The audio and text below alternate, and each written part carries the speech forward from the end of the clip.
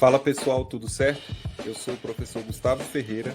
E eu sou o professor Gustavo Batista. E esse é o fascinante mundo do sensoriamento remoto. O maior podcast em língua portuguesa de geotecnologias e sensoriamento remoto do mundo.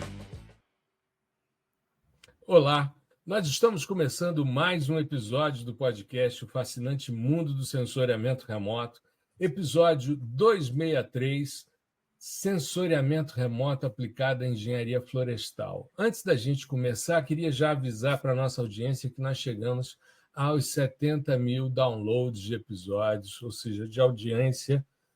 De tudo que a gente já fez até hoje, são 5 anos, e a gente está muito feliz. A gente comentou recentemente que faltava pouquinho para chegar e chegamos. Então, 17 mil na primeira plataforma, agora extrapolamos aí 53 mil e alguns, acho que 96, eu dei uma olhada na estatística hoje à tarde.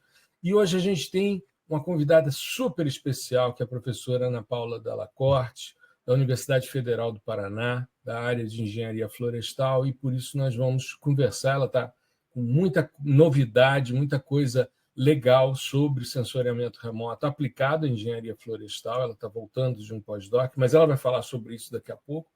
Mas antes disso, tudo bem, Gustavão? Como é que você está? Fala aí, professor, professores, né?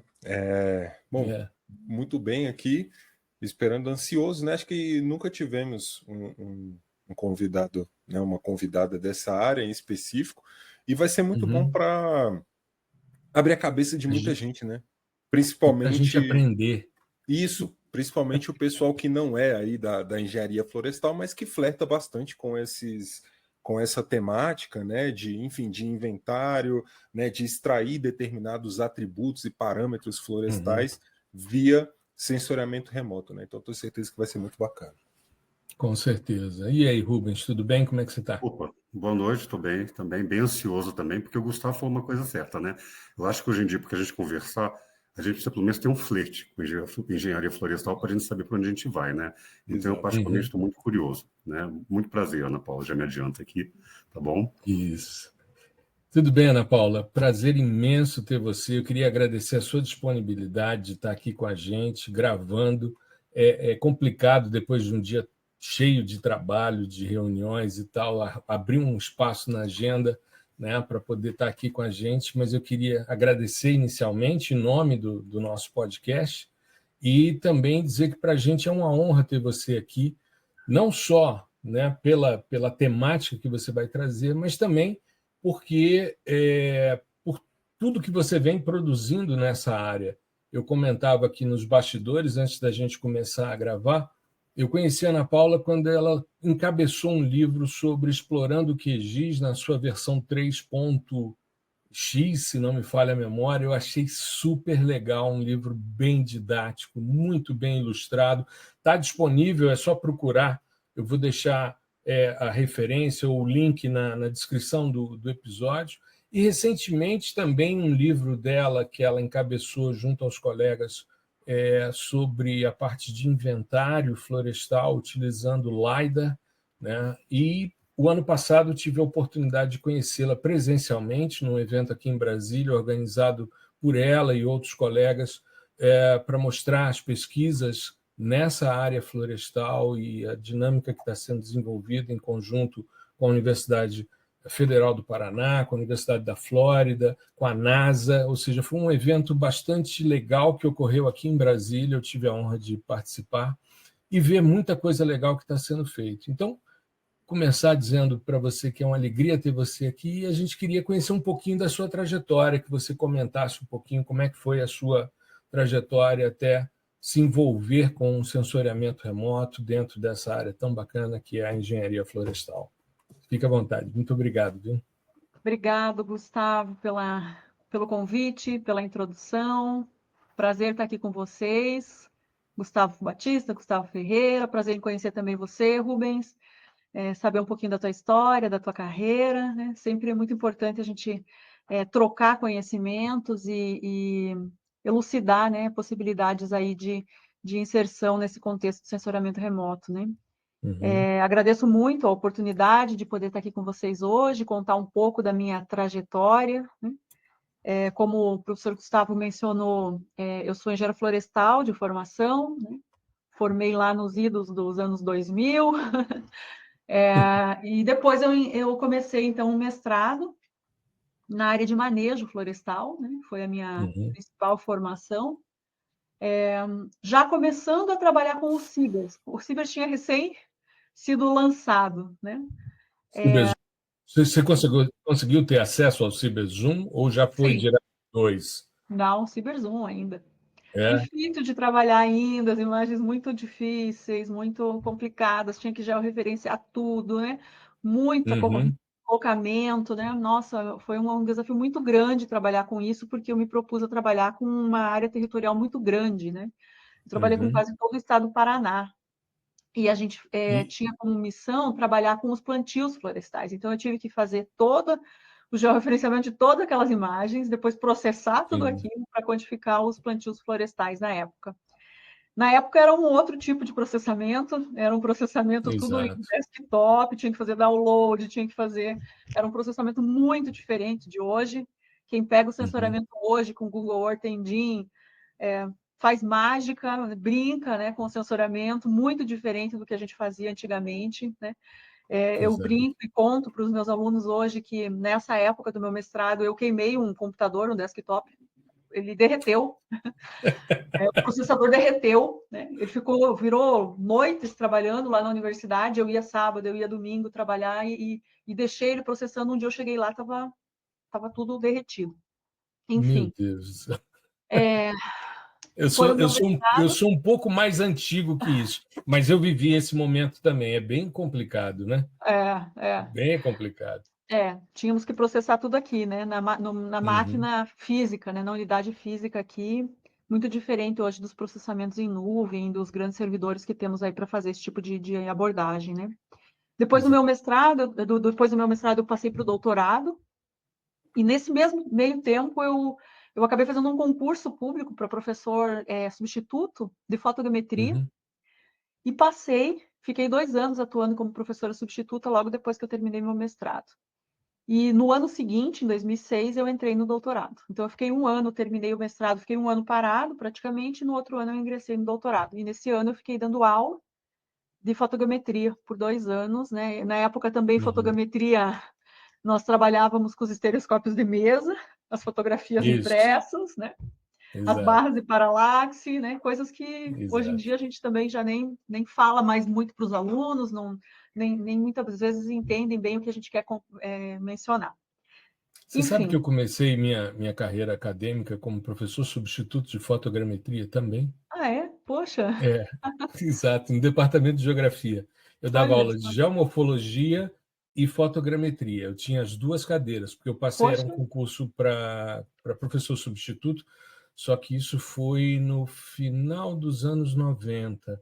Eu Ah, dava aula de geomorfologia intertropical e fotogrametria, mas era o mesmo esquema, era fazer, né, a fotointerpretação, papel vegetal na foto do meio do trio estereoscópico e tal, e tinha que tirar as coisas, era extremamente complexo, né? sim, Mas sim. muito legal. Uma Uma coincidência coincidência. nossa. Exato. E aí ingressei no doutorado. No doutorado foi onde eu comecei mais efetivamente a trabalhar com a parte de carbono, né? Hum, Desde 2005 eu já comecei a participar das COPs, nas conferências das partes, né, legal. da ONU, que trata do tema. Foi o primeiro deles que eu participei foi na Argentina, em 2005, e depois de lá, quase todos os anos eu participei de todas as COPs. Foram poucas as COPs que eu Uhum, faltei.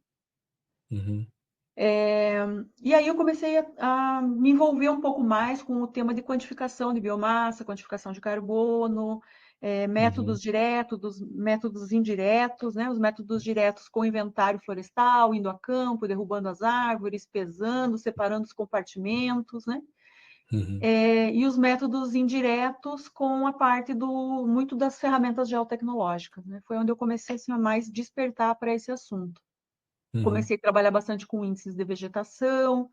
Na época era o que a gente podia mais fazer, né? É o que a gente mais tinha aí Sim. de possibilidades, né? Eram sensores multiespectrais, era o que a gente tinha de melhor, né?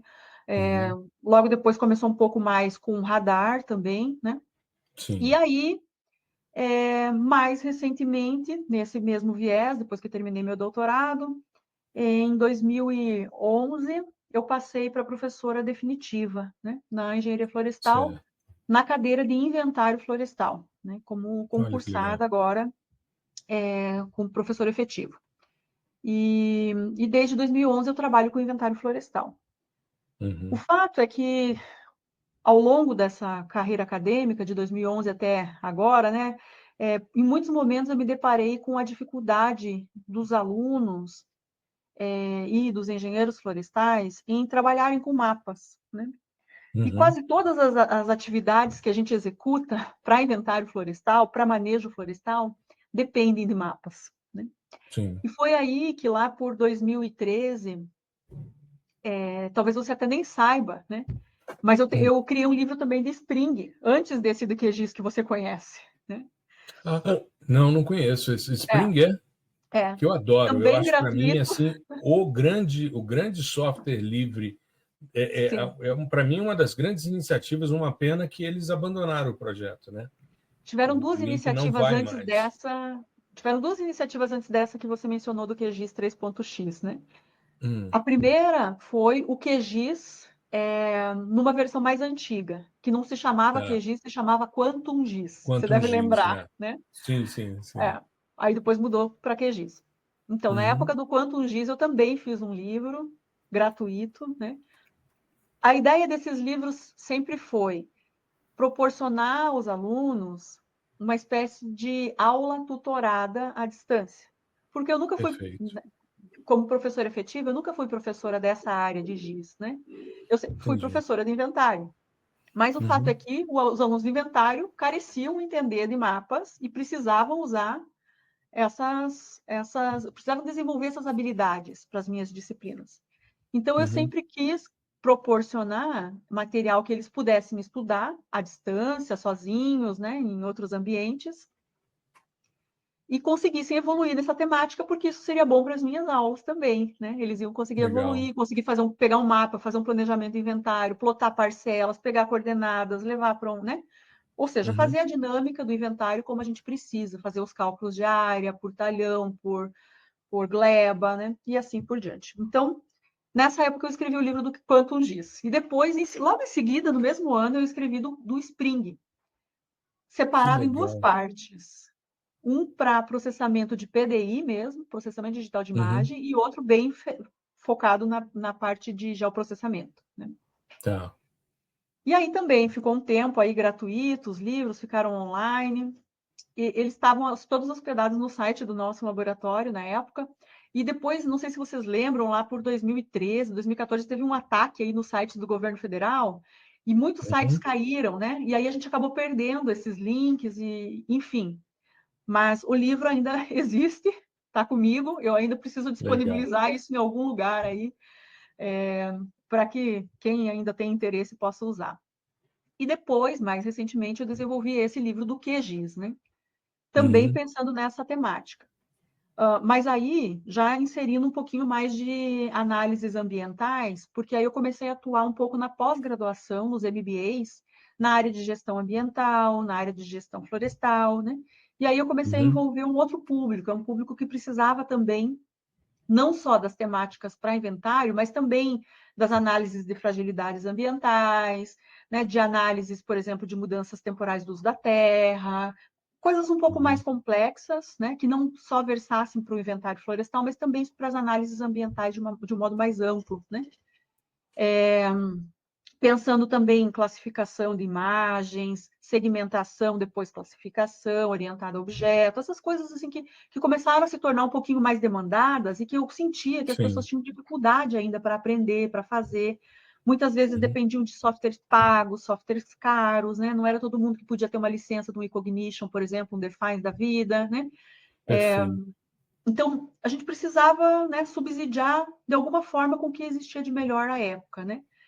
Uhum, E foi aí que a gente começou, né? Começou a tentar trabalhar, buscar, desenvolver esse livro do QGIS.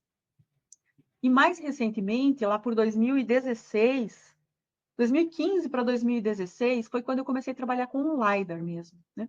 Foi quando a tecnologia ela se popularizou um pouco mais, se tornou um pouco mais próxima dos usuários, né, em termos de recursos financeiros, inclusive, né?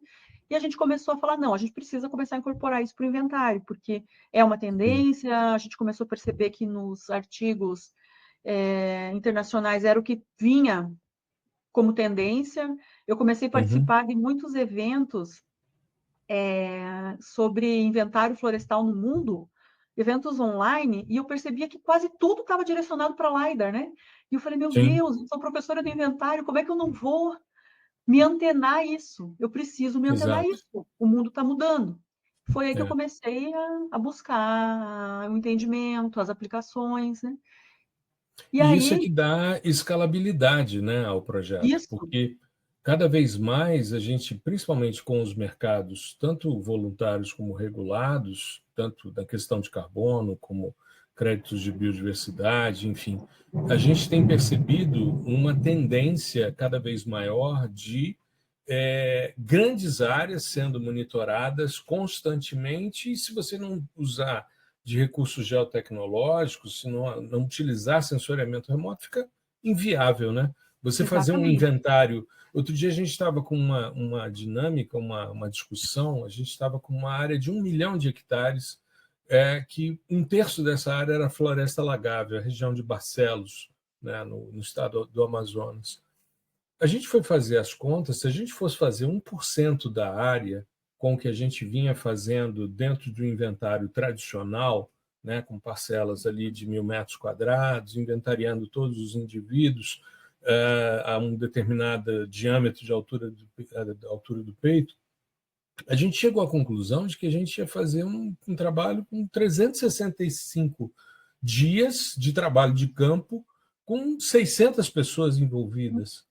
Ninguém aguenta ficar um mês, mais do que um mês no campo, a pessoa começa a pirar com aquilo. Então, Uhum. a gente precisava escalar, e se a gente não usar modelagem, se não usar dinâmicas geotecnológicas, inteligência artificial, a gente não consegue Sim, fazer. E cada vez exato, mais isso é demandado, né? é verdade.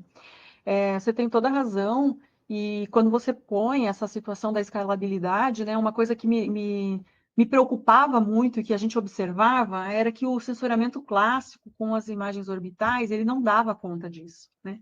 Sim. Exato. Ele não conseguia representar fielmente certas circunstâncias, né, principalmente das florestas Uhum. mais desenvolvidas, mais adultas, né? Ele não Exato. conseguia modelar isso de uma forma adequada. Essa era um sentimento, um feeling que eu tinha e que me deixava assim muito insatisfeita, né? Até, vamos dizer Uhum. assim, com o vender essa tecnologia, né? Porque a gente Sim. sabia que tinha suas limitações, da questão da saturação, dos próprios índices de vegetação não conseguirem representar, né? E nem modelar isso de uma forma adequada, né? Uhum. E essa foi mais uma das razões que me levou, então, a essa questão dos sensores ativos, né? A buscar mais conhecimento sobre os sensores ativos, porque a gente precisava auxiliar, precisava inserir, né, nesse contexto de modelagem, algo que pudesse representar esse Uhum. além, né, que não podia ser modelado com as imagens ópticas tradicionais aí de sensores passivos, né? Então, Uhum. é um dos motivos que eu comecei a migrar para essa questão do laser, né? Uhum. Depois, em 2000 e perto de 2016, 17, eu tive assim, uma grata surpresa de conhecer um grupo de pesquisadores também e conversar um pouco com eles sobre essa questão do LiDAR, né? Eu já vinha trabalhando com LiDAR, né, em parcerias com o professor Carlos Silva, lá da Flórida, que hoje está na Flórida, mas que na época estava aqui no Brasil. Ele já vinha Uhum. atuando conosco em projetos de aulas no nosso MBA, né, de manejo florestal de precisão. E depois eu acabei conhecendo, através dele, algumas pessoas lá da Flórida, na época um pesquisador chamado Eben Broadbent, a gente trouxe ele para o Brasil para fazer levantamentos de LiDAR em várias regiões aqui do país. E na época eu fui para fazer um primeiro pós-doc. Né? Muito legal. Foi em 2000, eu fui daí depois, né, que ele veio primeiro fazer a coleta, e depois eu fui em 2019 para fazer o pós-doc. Quando eu cheguei lá, eu fiquei 3 meses e começou a pandemia. E aí eu tive que voltar. Nossa, caramba. Eu tinha ido com toda a base de dados para trabalhar, para desenvolver, mas a Mas você já sorte é que tinha migrado com a família e já tal? estava lá, já estava lá. Caramba. Começou a pandemia, e aí na época ele falou para mim assim, logo que começou a pandemia, né? Ele sentou comigo e disse assim, olha, é melhor você voltar para o Brasil, porque o pessoal está falando que vai ficar pelo menos 1 ano fechado. E se isso acontecer, você não pode ficar aqui, você vai Uhum. gastar muito, você não está preparado para tudo isso e tal. Na época eu fiquei assim, meio chocada. Eu falei, nossa, ele está me mandando embora, vai ficar 1 ano fechado, tá louco, imagina, nunca, né? Mas tá, A gente não tinha noção do que não viria, né? tinha noção do que viria. É, E aí, isso foi exato. meio de março, mais ou menos. Uhum, Início de abril eu vim embora. Eu falei, sabe uma coisa? Vamos embora. Vim embora. claro. Foi minha sorte, porque senão eu tinha me ferrado lá, porque começou a fechar tudo, não tinha mais voo, não tinha mais como voltar. Enfim. É. E aí eu fiquei fechada nesse tempo. E foi Uhum. nesse período que o livro LiDAR, Aplicações do LiDAR para Inventário Florestal, nasceu. Ele nasceu na pandemia, né? Que legal. Durante o tempo que a gente ficou recluso, que a gente ficou Uhum, com muitos dados, né, para uhum, desenvolver rotinas, scripts, coisas desse tipo, e que ficamos com um tempo muito ocioso, sem poder sair de casa, sem poder sim. se dedicar a outras coisas, né? Então, esse livro ele foi uma espécie de dedicação para isso, do meu tempo para Uhum, o ensino, né? Além, claro, das aulas uhum, online, que a gente fazia tudo, mas mesmo assim sobrava ainda muito tempo. Então, foi um tempo dedicado sim. para a construção daquele livro, que também é um livro gratuito. Provavelmente o professor Gustavo deve colocar o link aqui também para vocês Sim, baixarem depois sim. na sequência, se Sim, tiverem sim. interesse e tal. Uhum, E nessa época, a gente acabou fazendo contato com uma empresa florestal, a Klabin, e a Klabin uhum. cedeu a base de dados de campo deles e os dados de LiDAR para a gente usar no livro para treinar os alunos, né? Maravilha. Então, junto com o livro, existe um repositório de dados dentro do meu GitHub. Se vocês buscarem pelo meu GitHub, vai ter lá livro LiDAR. Entram lá vai ter script, lá vai ter dados LiDAR para você seguir o passo a passo do livro para poder desenvolver todas as rotinas que lá estão presentes. E a Klabin, A então, foi gente chegou, uma dora a gente disso. chegou a fazer, a gente chegou a fazer uma parte desses trabalhos no evento, né? Foi um evento de alguns Exato. dias e teve um dia que foi lá justamente os scripts em R, a aplicação para os dados, né? LiDAR. Eu achei sensacional Sim, essa aplicação, porque eu vejo muito, Ana Paula, a integração multissensores, né? A muito. gente tem trabalhado muito com datasets já disponíveis e gratuitos, e quase todos eles utilizam dados ópticos, dados SAR e dados LiDAR orbitais Uhum. integrados, os mais variados, com dados de campo, e que tem Sim, dado respostas muito interessantes. A gente tem visto exato. um erro em torno de inferior a 10% em relação ao que a gente faz de verificação no campo, em termos de Uhum. biomassa acima do solo, assim como também outros repositórios de carbono no solo, né, o carbono Uhum. orgânico do solo. Então, assim, tem sido cada vez mais esses produtos prontos para serem usados, né, que é a filosofia Ready to Use que o Moldes implementou nos anos 2000, a gente tem visto isso cada vez mais disponível, e hoje, com essa discussão, tanto da revisão do Acordo de Paris, como também com a regulação do mercado de carbono no Brasil, a discussão da CPR Verde, enfim, Uhum. toda uma dinâmica em torno desses dados que tem sido muito interessante, né? Sim, Gustavo, tem toda a razão. Cada tecnologia tem as suas vantagens e as suas Uhum. limitações, né? Então, Sim, sim. trabalhar de forma integrada, fusionada, é uma tendência, né? Uhum. Buscar o que cada tipo de tecnologia tem de melhor para potencializar e esses dados serem trabalhados conjuntamente para gerar uma estimativa mais precisa, mais adequada, é a tendência, né? Uhum. E eu vejo assim que a comunidade, de um modo geral, ela tá nessa pegada, na pegada de trabalhar realmente consorciando dados, né, de diferentes fontes, de diferentes resoluções, né, para potencializar essas estimativas mais acuradas, sem dúvida nenhuma, né? Então, pensando assim nessa situação do livro, né, voltando lá para o livro, me ocorreu assim que eu ainda precisava fechar um ciclo, que era o ciclo do meu pós-doutorado, né? E foi quando, há uns 2 anos atrás, mais ou menos, né, final de 2023, início de 2024, eu estava com um doutorando, né, meu orientado terminando o doutorado.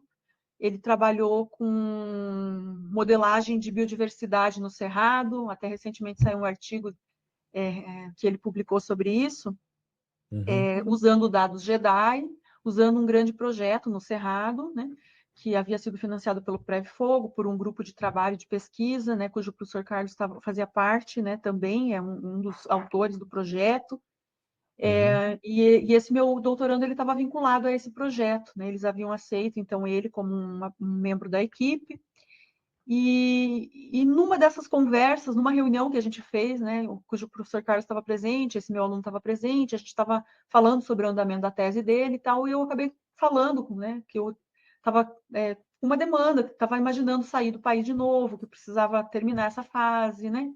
E o professor Carlos me convidou, venha fazer um pós-doc comigo aqui, então, né, fique aqui um tempo e tal. E acabou que depois, no início de 2024, eu acabei indo, né? E fiquei o ano de 2024 inteiro lá trabalhando com ele num projeto que ele era o PI, né, da NASA, um projeto que versava sobre o Cerrado brasileiro também, né?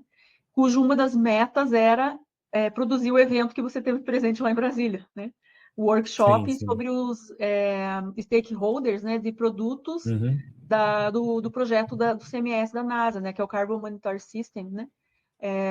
E a ideia era que esse evento ele pudesse discutir com os stakeholders brasileiros potenciais projetos e potenciais produtos de projetos que a NASA poderia fornecer, que seriam adequados para suprir essas demandas desses stakeholders, né?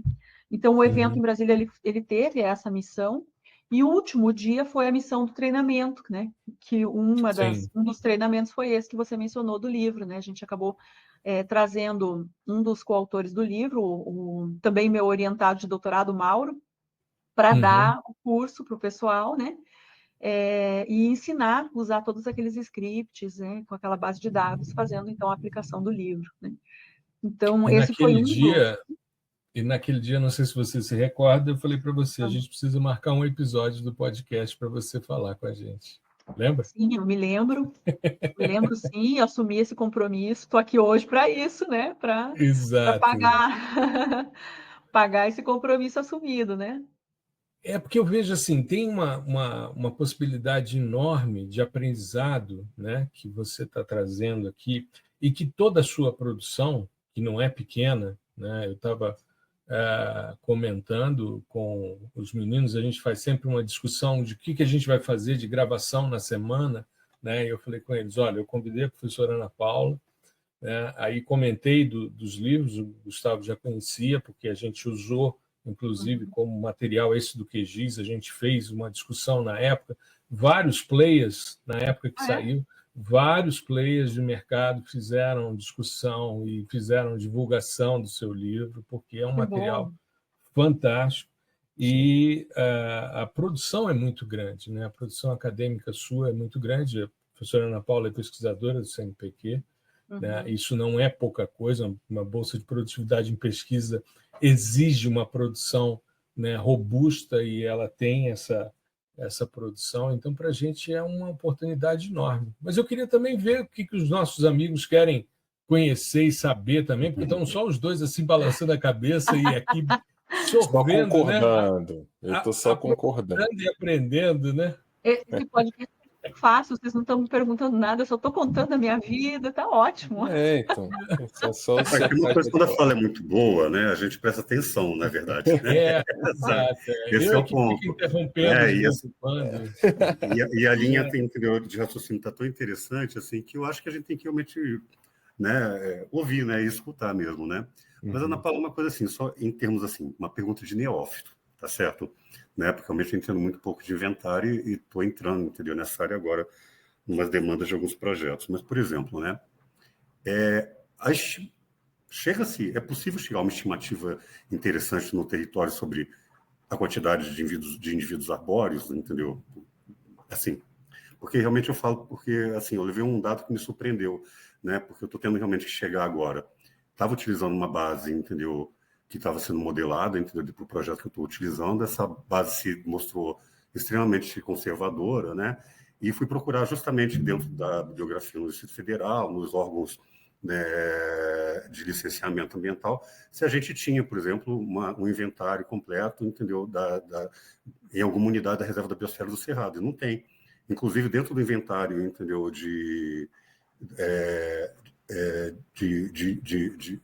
O inventário florestal do Distrito Federal, existem muitas estimativas em relação a metros quadrados de floresta, mas realmente, assim, dentro uma escalabilidade sobre a quantidade de árvores, né? Realmente, a gente não tem isso, né? Ou há algum avanço nisso? Assim, a pergunta é muito básica, mas, assim, é básica, mas faz algum sentido, né? Dentro do cenário institucional que eu me vi, de repente, deparando. Né? Sim. Bom, vamos lá. Não é uma pergunta fácil de ser respondida, mas vamos começar por escada, vamos por escadas, né? Começando pelo inventário de campo, né? Assim como a gente faz estimativa de volume, de área basal, de biomassa, a gente pode fazer estimativa de número de árvores também, né? Em geral, quando a gente pega o erro de amostragem para uma variável biométrica como volume, como biomassa, em geral a gente atinge erros menores do que os erros relacionados ao número de indivíduos, né? Então, se você processar, por exemplo, se você pegar a base do IFN do Distrito Federal, que foi densificada, né? Acho que, se não me engano, foi 5 por 5 quilômetros, né? O conglomerado no Distrito Federal, né? Eles baixaram a grade por 2, depois por 2 de novo, né? Então, a cada 5 quilômetros tem um conglomerado. Se você pegar essa base e processar, provavelmente não, com certeza vai ser a biomassa, o erro na biomassa, o erro no volume vai ser inferior ao erro no número de indivíduos. Então, o que isso quer dizer? Que mesmo amostrando em campo, o número de indivíduos não é uma variável fácil de ser levantada. Começa por aí, tá? Então a pergunta Começa não foi tão básica assim, né? Claro que não. Não existe, Rubens, não existe pergunta boba, existe bobo que não pergunta. Isso é uma máxima que a gente tem que usar em tudo quanto é aula, entendeu? Se você tem dúvida, ela é legítima. Por mais simples que verdade. pode parecer ser, mas É verdade. é sua demanda, né? É verdade. Então, Mas aí começa por continua, aí. estou curioso, vamos lá. E aí? Tá, começa por aí. Uhum. Vamos pensar um pouquinho assim, subir um pouquinho a régua. Vou dar um passo um pouco mais para cima, olhar essa floresta de cima. Vamos pensar numa imagem de drone, uma ortofoto que tenha sido produzida e tal. Você consegue contar? Você até consegue o que está no topo, no dossel, mas assim, você não vai conseguir enxergar o que está abaixo, né? Então, o que isso quer dizer? Que alguma tecnologia que vá apenas no nível óptico, você também vai ter muito problema, você também vai ter muito erro, né? Se você pensar nos indivíduos de pequeno porte, nos indivíduos intermediários, dominados, codominados, que não sejam os dominantes que estejam lá no dossel. Aí você passa para uma terceira escada agora, né? Que é a escada de um outro tipo de sensor que tem a possibilidade de interação com os alvos de uma maneira mais efetiva, com retorno, por exemplo, com sensor ativo. Por exemplo, um LiDAR, né? Um drone, mas agora não com sensor passivo, e sim com um sensor LiDAR. Você pode ter uma melhoria na estimativa? Com certeza você vai ter uma melhoria na estimativa, porque você vai começar a ter estratificação do dossel agora para penetração no meio do interior da floresta. Vai depender, claro, um pouco da capacidade desse sensor, do número de retornos, N configurações do voo, mas vai começar a te possibilitar enxergar um pouquinho mais essas camadas, né? Mas ainda assim, você vai ter limitações. Não dá para dizer que você vai chegar no nível censitário disso. Tá? Se você passa agora para um nível orbital, ou seja, sensores orbitais, seja numa numa modelagem macro, vamos pensar assim, com um JEDI, com SSAT, ou outros sensores ópticos, você também vai ter bastante erro. Não há como se pensar que não, né? Porque esses sensores, como GEDI, como ISAT, eles também trabalham com amostragem. Eles não são faixa contínua, eles também são amostras, né? E amostras dentro de uma determinada pegada que precisa ser modelada com um outro tipo de sensor para se fazer um upscaling wall-to-wall, né? Senão você não consegue fazer também. Então, você também vai ter bastante erro. Então, assim, eu diria hoje, Rubens, a gente ainda está longe de chegar numa contagem efetiva de número de indivíduos, né?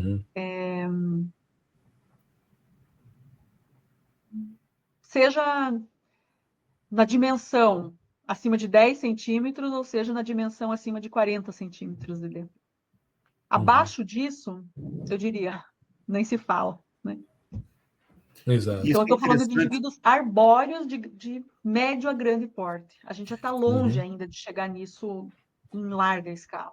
E é interessante, eu falo assim, é interessante essa troca, né? Porque, na verdade, assim, alguns pesquisadores, eles trabalham sempre assim, claro, não existe número mágico, né? Mas com uma meta razoável, né? Já assim, em termos de mitigação climática ou melhoria, entendeu, frente aos cenários anteriores, né? De um acréscimo em torno de 30%, né? Entendeu? Mínimo de biomassa arbórea, entendeu? Nos nossos territórios, né? Alguns autores. Não sei dizer exatamente o motivo, mas alguns utilizam essa métrica. Não sei se você já deu de cara com ela, né? Então, provavelmente, esses 30%, entendeu? De repente, uma estimativa mais volumétrica do que em termos de indivíduos, na verdade, né? Em termos de biomassa, aumentar em termos de biomassa, entendeu? Provavelmente essa meta deve ter sido traçada em cima disso. Né? O que, por em sua termos vez, de crescimento, né? Em termos do crescimento dos de indivíduos. crescimento e expansão da massa arbórea, entendeu? Dentro do território. Né? Isso é muito interessante, porque, na verdade, acabou de me dar uma luz ótima para o que eu estou querendo trabalhar. Realmente, a gente estava entrando justamente no viés, entendeu? Do número de indivíduos, na verdade, né? Porque foi uma questão que começou a aparecer agora. Né? É que nem sempre o número de indivíduos ele vai te representar esse acréscimo em biomassa, porque quando o indivíduo ele aparece no ambiente, no inventário a gente tem uma coisa que a gente chama de diâmetro mínimo de inclusão. É quando o indivíduo ingressa, né, na medição. Em geral, a gente estabelece isso, né? Ou é 5 centímetros, ou são 10 centímetros, ou são 40 centímetros, depende do estado, depende do bioma, tem várias regulamentações, os órgãos estaduais de licenciamento, em geral, estabelecem isso dentro de termos de referência, né? Mas, em geral, o indivíduo ingressa a partir de um determinado diâmetro de medição. Quando ele ingressa, ele é muito pequenininho, a biomassa dele ainda é muito pequena. Então, às vezes o ingresso em um indivíduo não repercute na mesma proporção percentual do que o crescimento de um indivíduo que já está lá crescendo, um indivíduo maior que já está ali crescendo. O número de indivíduos não é percentualmente correspondente à percentagem de biomassa aumentada. Perfeito. Né? Obrigado. Imagina. Maravilha. Agora é minha vez de ter uma consultoria. Não, estou brincando. Vamos lá, se eu souber. Vamos ver quem ensina quem. Quando a gente começou a trabalhar com essa questão ligada também ao campo, né, ao inventário e tal, aí eu fui estudar um pouco mais sobre isso e enfim, como você acabou de falar, né, o próprio campo ele vai gerar uma estimativa também, né? Então a gente não pode a pessoa que está lá medindo o diâmetro ali é de alguns indivíduos e daí para estimar o todo, né? E nessa questão eu sempre via o sensoramento remoto sendo utilizado, principalmente ali um pouco antes até de 2010 e tal, o sensoramento remoto ativo, né? O radar, o SAR. Então, porque, como a gente comentou no início, com ótico você não tem a parte vertical, né? A perfilagem vertical, não sei se esse é o nome correto. E depois que o LiDAR chegou, que inclusive o princípio é basicamente o mesmo, né? São pulsos de luz coerentes ali, mas o LiDAR ele tomou um protagonismo muito maior do que o SAR nessa questão do inventário, né? E aí, o que eu vejo é que o SAR, o entendimento do SAR, ele é um pouco mais complexo, né? Para você chegar até uma perfilagem vertical com o SAR, né? Você vai passar por tópicos específicos de polarimetria, às vezes de tomografia, enfim, coisas que são um pouco mais complexas, né? E com o LiDAR não, né? E aí eu acho que esse é um dos motivos, né, que o pessoal deixou o SAR um pouco de lado.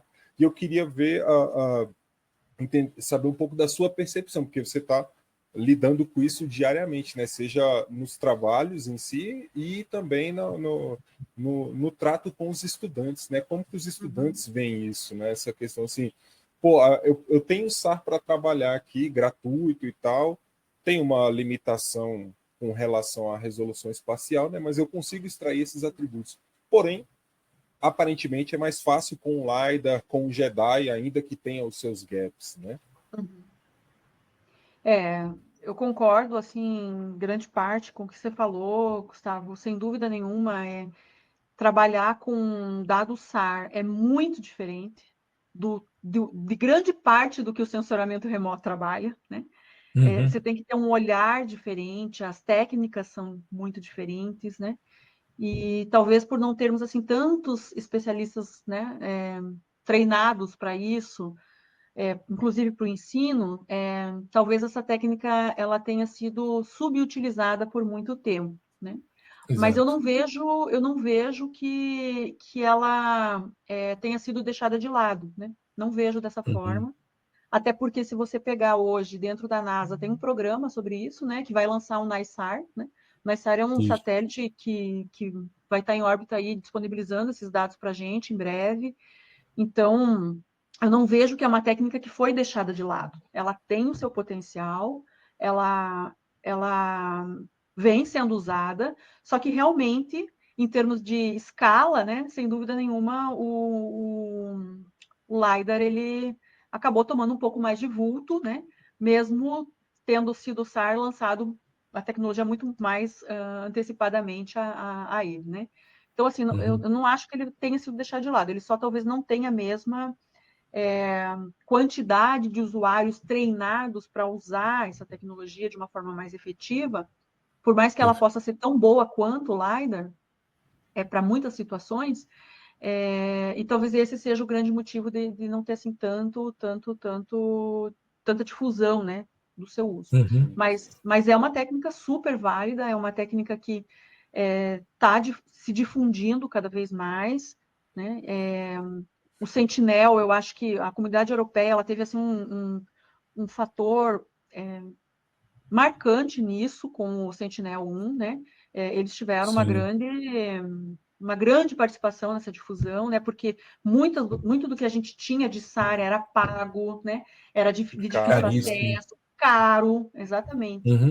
Então, o Sentinel ele veio aí para mudar a forma de enxergar isso e popularizar. Isso foi muito bom, né? Exato. Mas ainda não conseguiu dar esse vulto todo que a gente imagina e acredita para a tecnologia, né? Porque ela realmente tem muito potencial, né? Eu assim, acho que... talvez, só complementando, eu tenho usado o termo, tranquilo. né? Eu fui muito drástico, mas a minha opinião, assim, é que o LiDAR ele oferece mais em termos de escalabilidade quando você não tem muito conhecimento do passo a passo que é preciso no radar, para você chegar onde o LiDAR também chega, né? Então, com o LiDAR você precisa de menos passos para chegar até lá. E como a gente está falando, você acabou de comentar do surgimento da difusão de dados SAR recente, de 2014 para cá, você tem também um gap de formação, né, dessas pessoas, agora que está começando a subir. Então, significa que para a gente executar esses passos no SAR, a gente precisa entender esse espaço, e aí demora um pouquinho mais, né? E aí, já nessa mesma seara, assim, eu queria entender um pouquinho mais. Antes de você avançar, deixa eu só fazer um comentário com relação a esse ponto que você salientou e que a Ana Paula trouxe. Eu acho que a popularização do Sentinel-1 foi fundamental para que as pessoas tivessem acesso aos dados SAR e, principalmente, entendessem o nível de complexidade. Eu comecei com o SAR nos anos 90, quando a gente só tinha uma banda, não tinha outras polarizações, a gente só tinha uma polarização para trabalhar. E, enfim, e os dados eram caríssimos, super complicados. A gente brincava, né? Isso foi na mesma época que a UNB e o INPE começaram na área de radar na mesma época. Eu era estudante nessa época. Eu sou da segunda geração de sensoriamento. E a gente brincava que você comprava uma imagem de radar e recebia de graça uma Landsat para poder entendê-la. De tão difícil que era observar aquela imagem e tentar tirar alguma coisa. Mas tem um aspecto que a Ana Paula trouxe, Gustavo, que eu acho que é fundamental. A popularização está levando a uma disponibilização de outras bandas, principalmente agora a banda L, que é fundamental para a área de florestal, a área florestal, porque a banda C ela tem um componente mais para o componente agrícola do que efetivamente para o florestal. Então, a gente tendo uma frequência menor, a gente consegue ter maior penetrabilidade em ambientes mais densos de vegetação. E não só o NISA, mas o Biomass, que tem uma promessa aí de 18 meses de tomografia SAR para empilhar e fazer essa cubagem. Então, eu acho que, claro, eu concordo que se tornou mais atrativo você trabalhar, o fato de você ter um JEDI na Estação Espacial Internacional com dados disponíveis é muito mais interessante, principalmente porque você consegue fazer essa perfilagem, né? Essa tomografia, essa visão tomográfica do ambiente, mas agora com a popularização e com a banda L disponível de forma gratuita com o NISA, eu acho que o setor florestal vai dar um salto, assim como o setor do agro teve em relação à questão da produtividade, culturas de cultivos, utilizando a banda C do Sentinel-1. Então, eu acho que a coisa vem agora com um salto muito, muito expressivo e que o setor florestal vai estar muito atento a isso, justamente por causa dessas potencialidades de trabalhar com algo adequado à sua dinâmica.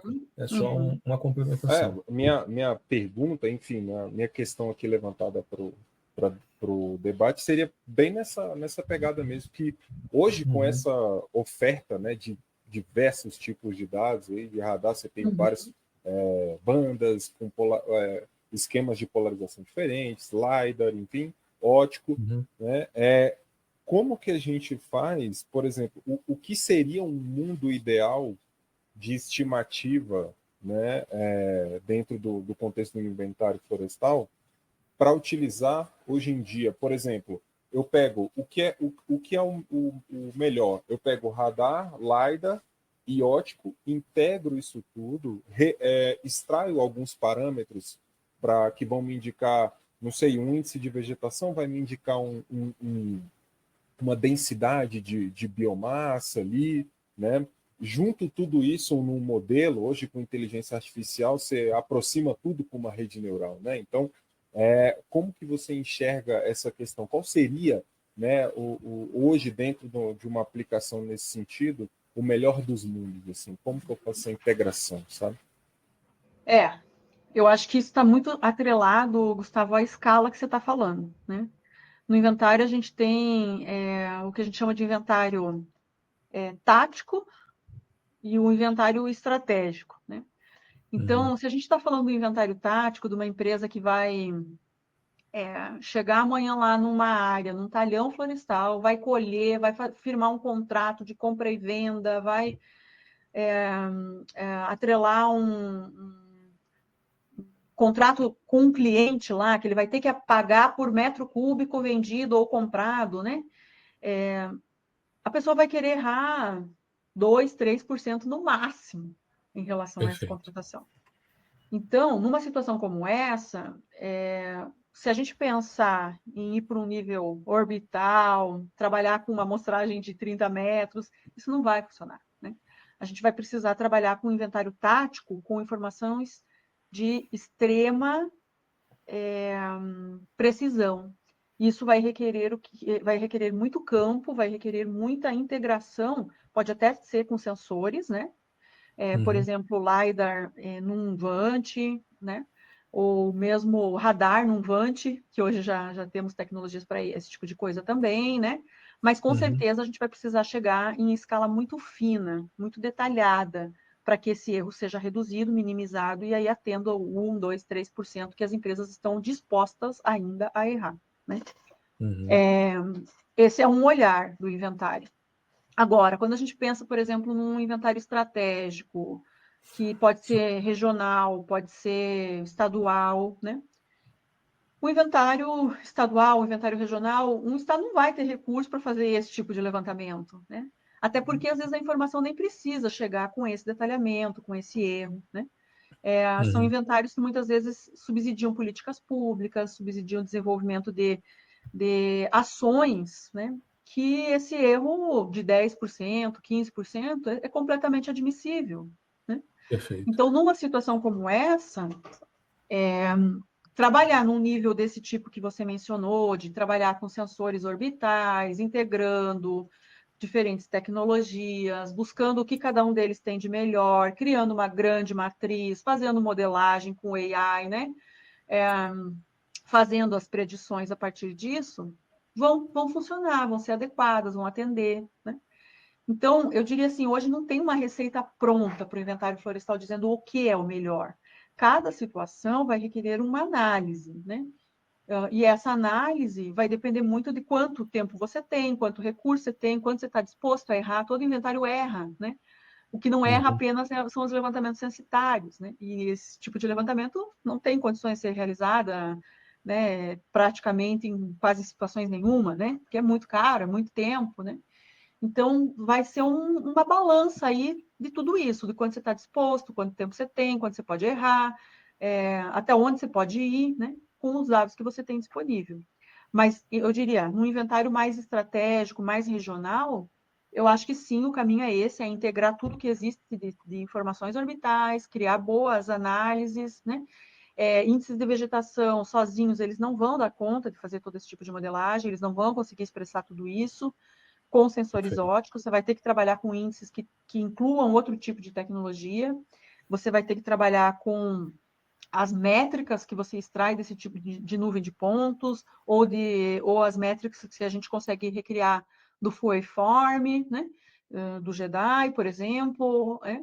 A gente vai ter que criar índices usando os dados SAR, né? Tem muitos índices que a gente pode criar para isso, para poder também entrar no contexto dos modelos, né? E aí sim, as AIs estão aí para isso, para entender como é que esses dados se relacionam, como é que os modelos podem ser desenvolvidos, para que as predições aí, o out-to-out, possam ser trazidas, né? Espero ter respondido Maravilha. um pouco e não ter trazido mais dúvida. Não, que isso, perfeito, perfeito. Show de bola, show de bola. Olha, Ana Paula, tem tempo, a gente se programou desde que a gente lançou a 6ª temporada, a gente está na 7ª, mas desde que a gente lançou a 6ª temporada, que o Gustavo falou, vamos fazer episódios menores e tal, e tem sido na faixa de 30 minutos, mas tem tempo que a gente não faz um episódio tão longo, e é porque a conversa foi muito boa. Muito Então, assim, interessante. fica até difícil a gente encerrar, Parar, né? né? Parar, dá uma vontade de Pessoas conversar especiais mais. merecem.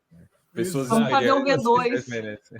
Então, eu tenho Vamos. que ter uma parte Já 2. está pronto, já está definido aqui. A gente se organiza para a gente fazer, se bobear ainda nesse semestre ou no próximo, a gente fazer um segundo episódio com você, porque com certeza a gente tem muita coisa para conversar. Legal. Foi Eu muito queria legal. contar para vocês também só uma última coisa, não sei, que não deu tempo ainda da gente falar, mas logo que eu voltei agora da Flórida, né, eu acabei migrando um pouco a minha área de atuação também para trazer um pouco de tecnologia, né?